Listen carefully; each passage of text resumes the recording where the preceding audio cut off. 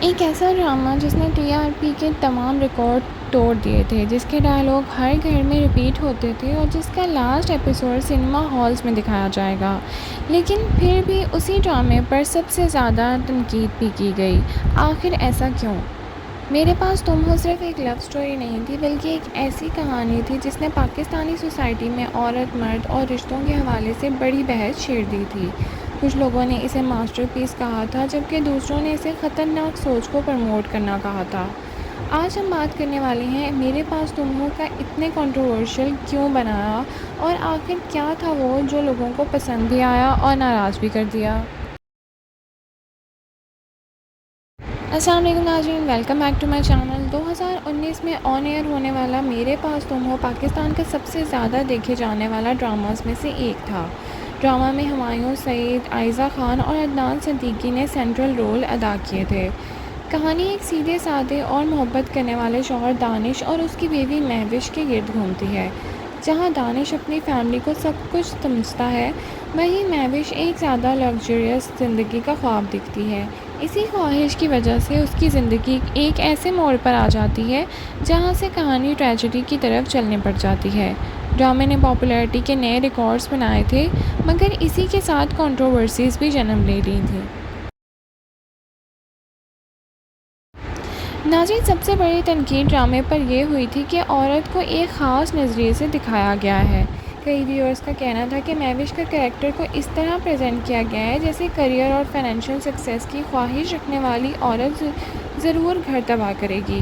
Critics کے مطابق ڈرامے نے یہ امپریشن دیا کہ اگر عورت اپنے ایمبیشنز کو فیملی سے زیادہ امپورٹنس دے تو اس کا انجام برا ہی ہوتا ہے۔ سوشل میڈیا پر لوگوں نے ڈیبیٹ کی کہ کیا واقعی تمام عورتیں جو کریئر یہ بہتر زندگی چاہتی ہیں، ان کی سوچ مہوش جیسی ہوتی ہے؟ بہت سے ویورز نے کہا کہ ڈرامے نے عورتوں کو کمپلیکس ایموشنز اور اسٹرگلز کو پراپرلی ایکسپلور نہیں کیا۔ ان کا کہنا تھا کہ فیمیل کریکٹر کو صرف ویلن ہی بنا دیا گیا ہے، اسی وجہ سے ڈرامے کا اینٹی وومن نیریٹو پروموٹ کرنے کا الزام بھی جھیلنا پڑا۔ ناظرین، ڈرامے کی دوسری بڑی کنٹروورسی اس کا گڈ وومن اور بیڈ وومن والا کانسیپٹ تھا۔ کئی کریٹکس نے کہا کہ کہانی نے عورت کو دو کیٹیگریز میں ڈیوائڈ کر دیا ہے، ایک وہ جو ہر حال میں سیکریفائس کرے اور فیملی کو پرائیورٹی دے، اور دوسری طرف وہ جو سوچتی ہے اور اسے نیگیٹو قرار دیا جائے گا۔ ویورز کا کہنا تھا کہ ریئل لائف اتنی سمپل نہیں ہوتی، انسانوں کو ڈیسائیڈ کرنا پڑتا ہے کہ کیا وجوہات ہیں، مگر ڈرامے میں چیزیں کو کافی بلیک اور وائٹ انداز میں دکھایا گیا۔ اسی لیے کچھ لوگوں نے کہا کہ ڈرامے میں سوسائٹی کے اسٹیریو ٹائپس کو چیلنج کرنے کے بجائے انہیں اور مضبوط کر دیا گیا ہے۔ ناظرین، دانش کا کریکٹر آڈینس میں بہت پاپولر ہوا تھا۔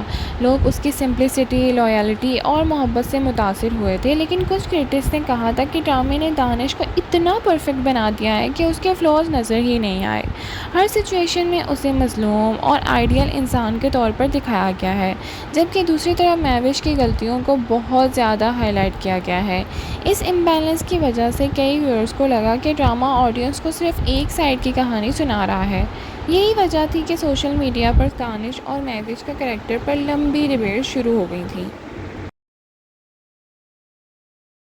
تو چلیے اب بات کرتے ہیں اس کی اینڈنگ کی، جس نے پورے پاکستان کو دو گروپس میں ڈیوائڈ کر دیا تھا۔ ڈرامے کا فائنل ایپیسوڈ میں دانش اپنی زندگی کھو دیتا ہے۔ کئی لوگوں کو یہ اینڈنگ ایموشنل اور پاورفل لگی تھی۔ ان کا کہنا تھا کہ کہانی کا ٹریجک اور اس کا میسج کا مضبوط بناتا ہے، لیکن بہت سے ویورز نے اس اینڈنگ کو ان نیسیسری قرار دے دیا تھا۔ ان کا کہنا تھا کہ دانش نے اپنی محنت سے سکسیس حاصل کی تھی اور اس کے بعد اس کا مر جانا آڈینس کے لیے ڈس اپوائنٹنگ تھا۔ کئی لوگ چاہتے تھے کہ دانش اپنی نئی زندگی انجوائے کرتا اور آگے بڑھتا۔ یہی وجہ ہے کہ آج بھی پاکستانی ڈراماز فین کے درمیان اس اینڈنگ پر مختلف رائے موجود ہیں۔ تو ناظرین، ایک بات سے انکار نہیں کیا جا سکتا کہ میرے پاس تم ہو نے پاکستانی ٹیلی ویژن کی تاریخ میں اپنی الگ جگہ بنائی تھی۔ چاہے آپ اس ڈرامے کو ماسٹر پیس سمجھیں یا کنٹروورشل، اس نے لوگوں کو سوچنے اور بحث کرنے پر مجبور کر دیا تھا۔ عورت کے پورٹریل، رشتوں کے ڈائنامکس اور اینڈنگ کے حوالے سے آج بھی اس ڈرامے کا ذکر ہوتا ہے۔